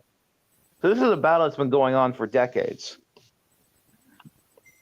It's all just a matter of being able to get their boy into the White House, because who are they going to give this information to? That's the president. Are they going to give it to Roosevelt, Truman, Eisenhower, LBJ? No, obviously not. They know that these people are evil and they're working for the enemy. Now, the thing is that that's what Trump is. He's their man. He's their representative. And he's been working with them at least since 2011. Trump has known about these things for quite some time. He was personally affected by 9/11 more than pretty much any of us was, as well as the takedown of JFK Jr.'s plane in 1999. So I'm just giving a little bit of context to help people understand that the Q operation is not some new thing that just came out of nowhere. This is something that's been building up for decades, for probably close to a century at this point. It's all just a matter of gaining the opportunity to finally make your move. And the guys in the NSA, the military, they knew what the 16-year plan was for Obama and Hillary. They knew what was going on. They knew that Obama was in there in order to set things up to blow the world up, and that Hillary was going to push the button to end everything and get their new world order. They knew that, so they had to act, and that's why they got Trump in 2016. Because let's be honest here, if Hillary had won, we'd probably all be dead right now, and even if we weren't, we certainly wouldn't be having this conversation. You'd be in a re-education camp, mate. That's where you'd be. Yeah, we'd be in the fun camps for adults, as she put it. Okay, well, Taylor, now sort of time is getting on. Do you think you can pull it all together in about 4 or 5 minutes?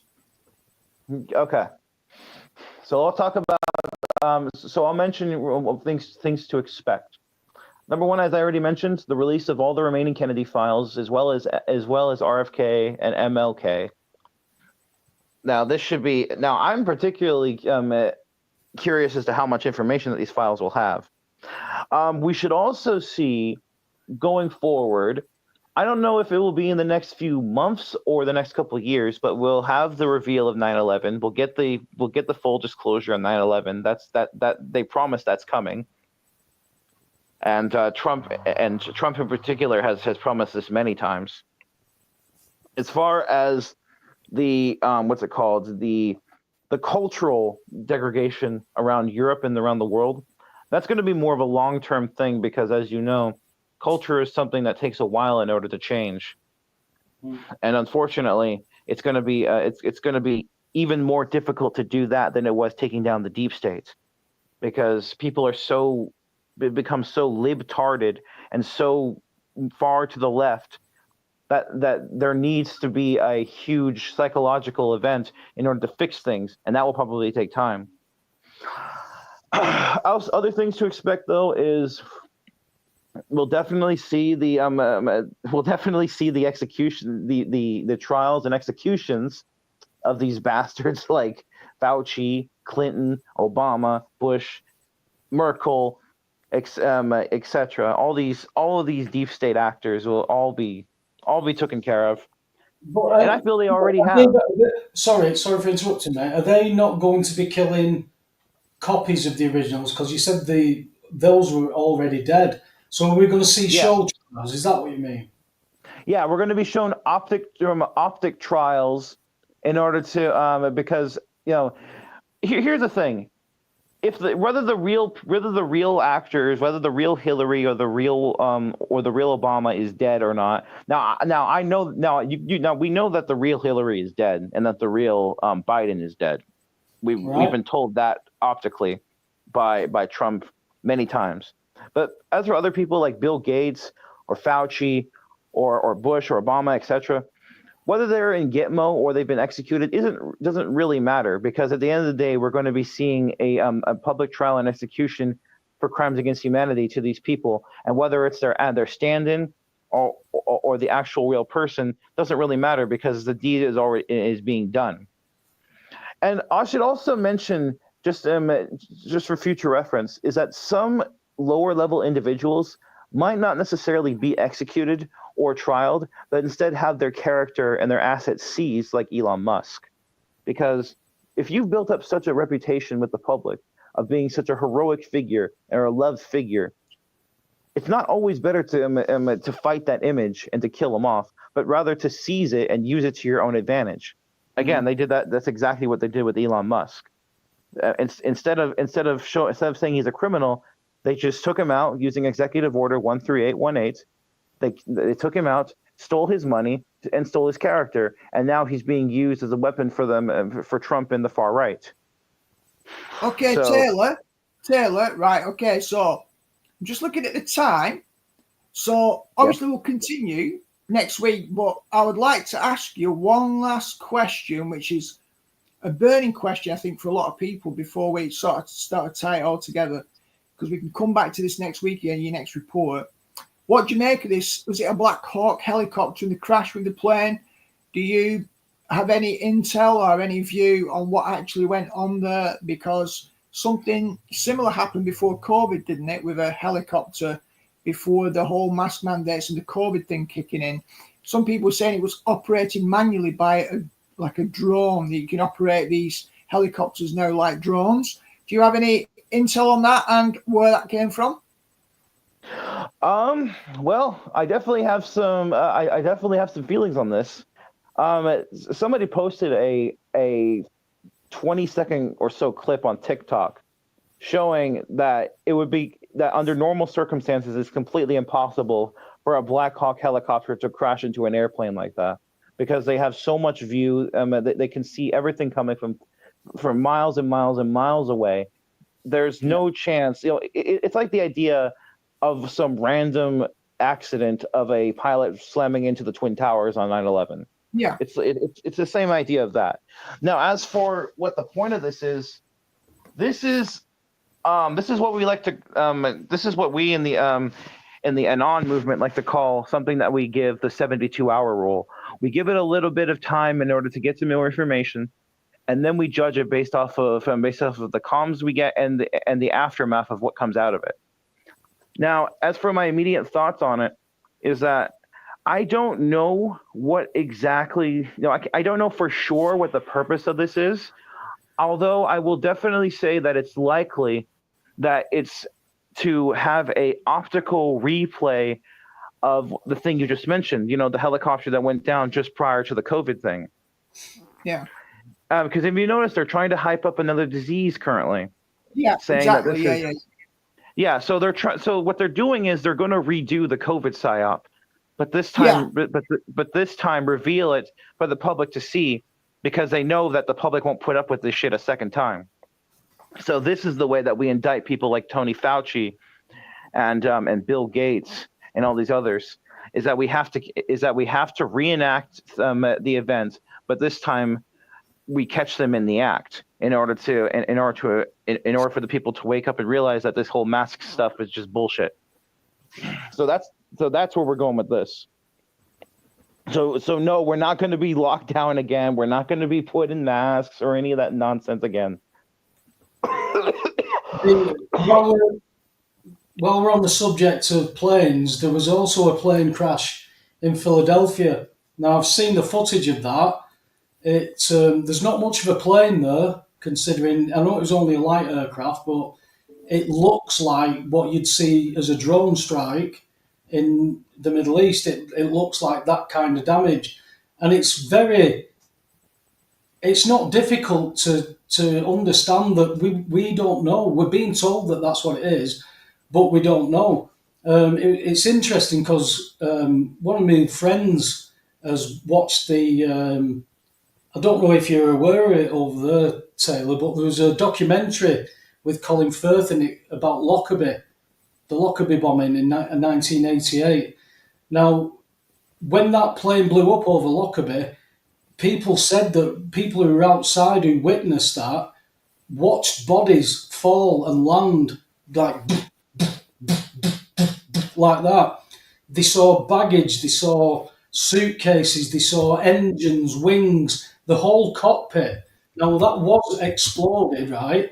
But when we take that to Pennsylvania, where the aeroplane was taken over allegedly and flown into the ground, there's a crater in the ground that's smoking with no plane parts, no seats, no baggage, no bodies. And we were told that that's what happened.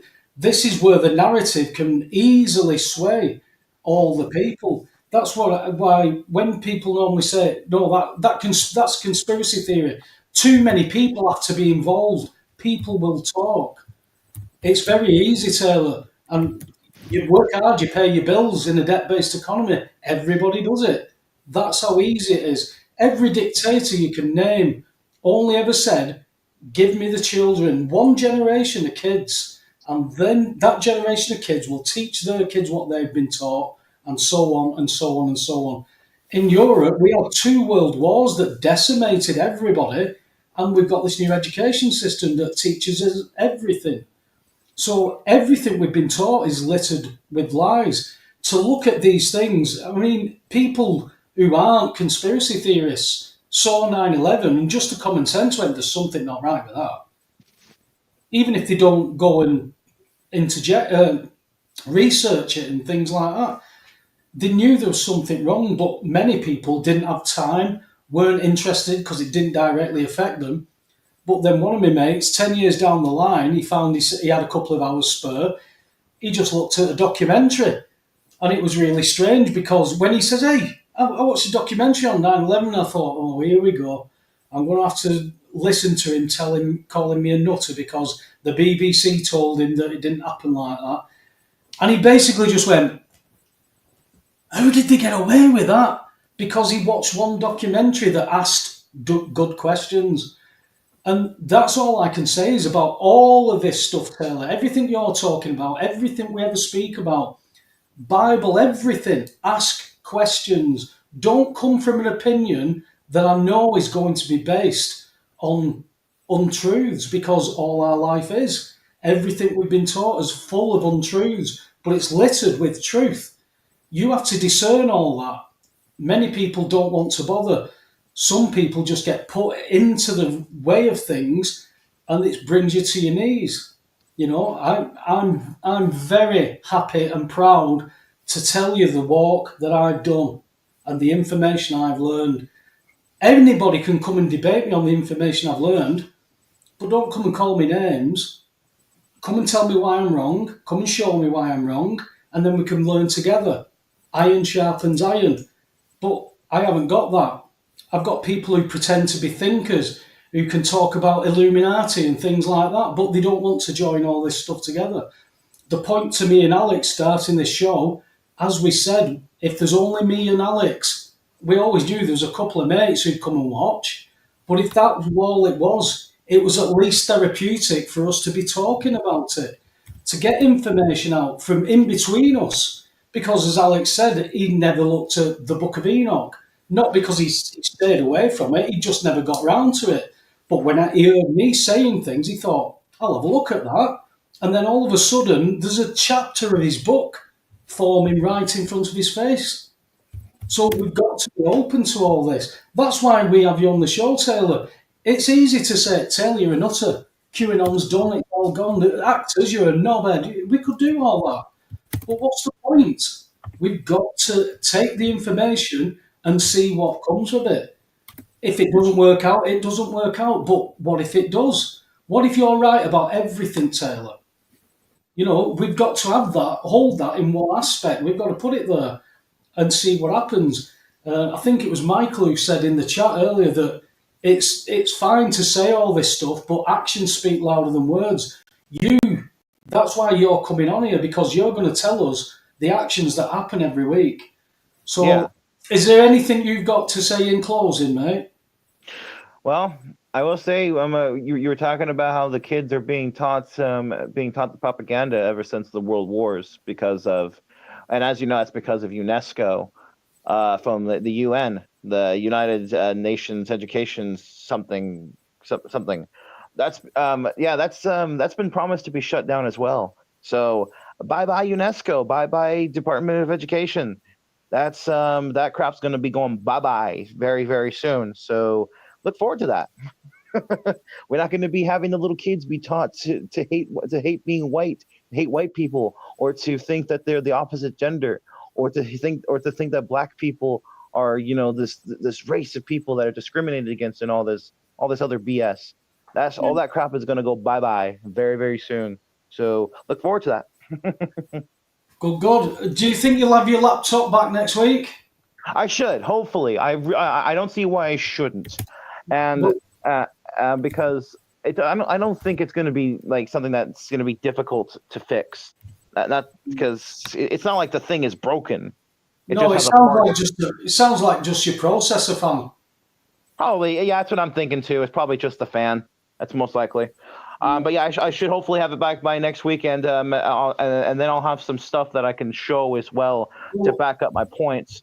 So that way people don't just think I'm talking out of my ass. Well, that'll be good. What we'll do is we'll see what happens next week, because me and Alex are away. We're going to try and do the show next week, but we're going to be doing it from in deepest, darkest somewhere, and the internet's not great. It's possibly worse, or at least on par with the caravan. So I might not be able to facilitate you to be on. It depends on the bandwidth, but we're going to give it a go. So don't be disappointed if we can't get you on next week, but get your laptop sorted, get some slides so you can speak, because I know once you've got a slide, stuff will come to you that you can talk about, and you can share your screen then and do a proper talk. Because you're right, you don't want to sound like you're talking out your ass. You want to put some filling into it and put a bit of icing on top, and then get your cherry and put that on top. I get that. So we'll take it we'll take it as it comes next week, pal. Is that all right? Yeah, sounds good. And if you ever need someone to hold down the fort while you're not able to do anything, you can ask me. I can do it for you. Thank you, sir. I'll let us know. Give us an email through the week, and if you've got your laptop, and we'll stay in touch. All right, pal. All right, sounds good. And thanks for having me on, man. Cheers, no worries, brother. Take care. God bless. Yep. God bless, man. Bye.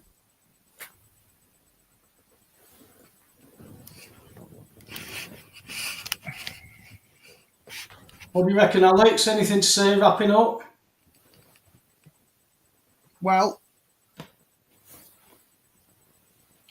you can't evade all unpleasantness of exchange. Sometimes you've got to slug it out, clarify your positions, stick to your guns, defend your position, show humility, and apart from that, because we've all got little pieces, like I've talked about jigsaw pieces in the past, we've all got little pieces of a jigsaw to contribute.